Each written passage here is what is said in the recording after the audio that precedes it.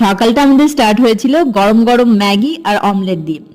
আমার তো অমলেট ভীষণ প্রিয়, ম্যাগিটা আমি অল্পই খেয়েছি। আমার মেয়ে তো ভীষণ খুশি হয়েছিল সকালে এভাবে ম্যাগি দেখে। তো যাই হোক, ঘুরতে গেলে এরকমই হয়, কিছু করার নেই। তো এখানে আমরা এসে পৌঁছে গেছিলাম একটা খুব সুন্দর জাপানিজ বুদ্ধিস্ট টেম্পলে। তোমরা ভেতরটা দেখতেই পাচ্ছ, এত সুন্দর শান্ত চারদিকের পরিবেশটা ছিল, আর সেরকম ভাবে খুবই পরিষ্কার পরিচ্ছন্ন ছিল। তো তোমরা ওয়েদারটা দেখে বুঝতেই পেরে গেছো, মানে রেইনি ডে ছিল। আর এটা রিসেন্ট ভিডিও নয়, এটা কিছুদিন আগের ভিডিও। আমরা দার্জিলিং গিয়েছিলাম যখন, তখনের সেটা পোস্ট করতে পারিনি সামহাও। বৃষ্টির মধ্যে রেনকোট পরে তাও মানে স্টাইল করতে হবে এরকম একটা ব্যাপার যেটা থাকেই আর কি।